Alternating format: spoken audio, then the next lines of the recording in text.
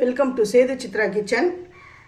Homemade masalas இப்போ பார்க்க போகிறோம். ஹோம்மேட் மசாலாஸ் மட்டும் இல்லை, சில ஹோட்டல்ஸில் போனீங்கன்னா சாப்பாடுலாம் ரொம்ப பிரமாதமாக இருக்கும்.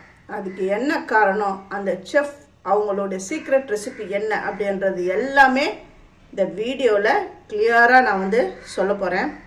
அவங்க என்ன பண்ணுவாங்க தெரியுமா, எல்லாமே அரைச்சிடுவாங்க, மிஷினில் கொடுத்து அரைச்சிடுவாங்க. இது காஷ்மீரி மிளகாய் தூள். இந்த காஷ்மீரி மிளகாய் தூளை என்ன பண்ணுவாங்கன்னா, காஷ்மீரி மிளகாயை வாங்கி நல்லா வெயிலில் காய வச்சுட்டு அதை அரைச்சி எடுத்துன்னு வந்துடுவாங்க மிஷினில். நான் மிக்சி ஜார்லேயே நான் அரைச்சிட்டேன். ஏன்னா கம்மியாக இருந்ததுன்னா நல்லா காய போட்டு நம்ம மிக்சி ஜார்லேயே கூட அரைச்சிடலாம். காஷ்மீரி மிளகாய்னா இதுதான் காஷ்மீரி மிளகாய். இந்த மாதிரி சுருக்கமாக இருக்குது பாருங்கள், இதுதான் இது பாருங்க. இதை நல்லா காய வைக்கணும். சவுண்டு வருதா, அந்த சவுண்டு வந்தால் நல்லா காஞ்சிடுதுன்னு அர்த்தம். அப்புறம் இதை பாருங்கள், அப்படி உடச்சா பாருங்கள், அதோட சீட்ஸ்லாம் அப்படியே ஸ்பிட் ஆகுது பாருங்கள். இந்த கையிலேயே நல்லா நொறுக்கிடலாம். இந்த மாதிரி காய வச்சு நீங்கள் மிக்சி ஜாரில் போட்டிங்கன்னா ஃபைன் பேஸ்ட் நல்லா அரைஞ்சிடும். நான் சொல்கிறது கொஞ்சமாக இருக்கிற மிளகாய், காஷ்மீரி மிளகாய் கொஞ்சமாக இருந்ததுன்னா, ஒரு 100 கிராம் 150 கிராம் இருந்ததுன்னா அதை ஒன்றா மிக்சி ஜாரில் போட்டு அரைச்சி இந்த மாதிரி பவுடரையாக அரைச்சிக்கலாம். இப்போ நிறைய குவான்டிட்டி இருக்குது அப்படின்றவங்க மிஷினில் கொடுத்து அரைச்சிக்கோங்க. அதாவது வீட்லேயே எப்படி அரைக்கலாம், கம்மி அமௌண்ட்டை, கம்மியாக இருக்கிற குவான்டிட்டி இருக்கிறத எப்படி அரைக்கலாம் அப்படிங்கிறத தான் நான் இப்போ சொல்ல வரேன். அடுத்தது ரசப்பொடி ஆல்ரெடி நான் எப்படி அரைக்கணும் அப்படிங்கிறத நான் என்னுடைய வீடியோவில் நான் போட்டுட்டேன், லாங் வீடியோவில், நீங்கள் போய் பாருங்கள். இது ஜீரகப்பொடி. ஜீரகத்தை லைட்டாக வறுத்து ஆற விட்டு மிக்சியில் போட்டு பொடி பண்ணிங்கனாலுமே அதை பாருங்கள், இந்த மாதிரி பொடி ஆகிடும். இது கரம் மசாலா. கரம் மசாலாவையும் ஆல்ரெடி நான் லாங் வீடியோவில் போட்டேன், நீங்கள் போய் பாருங்கள். தனியா பொடி. தனியாவும் நல்லா வெயிலில் காய வச்சுட்டு அரைச்சிங்கன்னா தனியா பொடி ரெடி. மஞ்சள். இந்த மஞ்சள் எப்படி அரைக்கணும் அப்படின்னா, இந்த மஞ்சளை நல்லா நான் வெயிலில் காய வச்சு எடுத்துன்னு வந்துட்டேன். இதை நல்லா வெயிலில் காய வச்சுட்டு இந்த பூண்டு நெருக்கிறது பாருங்கள், நான் ஏற்கனவே இதில் தான் நான் நறுக்கி மிக்சி ஜாரில் சேர்த்து பொடி பண்ணி அந்த மஞ்சள் பொடி வச்சுருக்கிறேன். அதே மாதிரி இந்த மாதிரி நறுக்கிக்குங்க. நறுக்கிட்டு அதுக்கப்புறம் மிக்சி ஜாரில் போட்டு பொடி பண்ணிவிட்டு நல்லா ஜெலிச்சு எடுத்து வச்சுக்கோங்க. அந்த கோர்ஸாக இருக்கிறத மறுபடியும் அந்த மிக்சி ஜாரில் போட்டு மறுபடியும் பொடி பண்ணுங்க. அப்புறம் சாம்பார் பொடி. இந்த சாம்பார் பொடியையும் நான் ஏற்கனவே என்னுடைய லாங் வீடியோவில் போட்டேன். Fish fry masala, homemade fish fry masala. இந்த மாதிரி மசாலாஸ்லாம் எல்லாமே அவங்க செஃப் ரெடி பண்ணி வச்சுப்பாங்க அவங்களுடைய ஓனாகவே.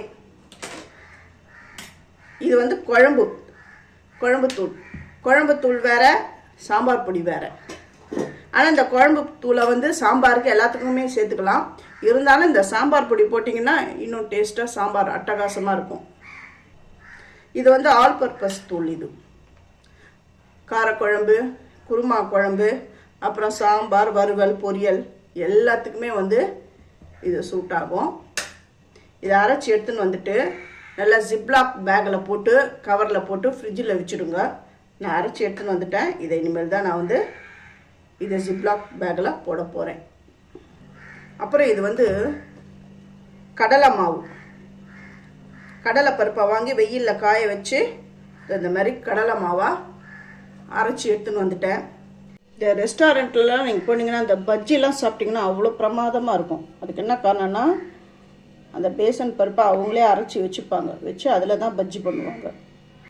அதாவது பெரிய பெரிய ஹோட்டல்ஸ்லாம் போனீங்கன்னா ஒரு செஃப்புடைய கைமானம் ரொம்ப பிரமாதமாக இருக்கும். ஒரு ரெஸ்டாரண்ட்டில் போனீங்கன்னா அதுக்கு காரணம் என்னென்னா, அவங்க ஓனாக அரைச்சி வச்சுக்கிற அந்த மசாலாஸ் தான் காரணம்.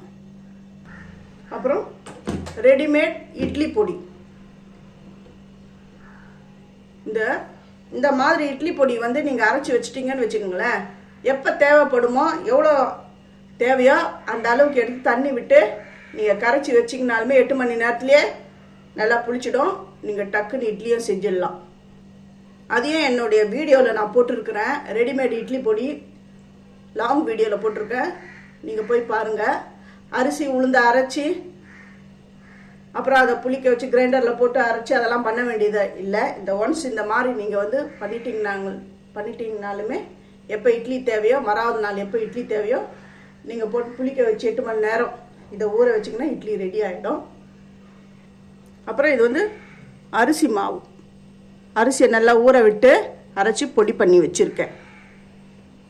தூள் உப்பு எப்படி பண்ணுறீங்கன்னா, இந்த ராக் சால்ட் இருக்குது பாருங்கள், அந்த கல் உப்பை மிக்சி ஜாரில் போட்டு அரைச்சி தூள் உப்பாக பண்ணிக்கோங்க. அதான் பெஸ்ட்டு.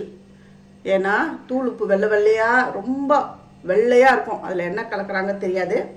இது ஏன் எல்லோயிஷாக இருக்குது அப்படின்னிங்கன்னா, இந்த மஞ்சளை அரைச்ச அந்த ஜார்லேயே நான் வந்து உப்பு போட்டு அரைச்சேன், அதனால தான் இது வந்து எல்லோயிஷாகவே இருக்குது.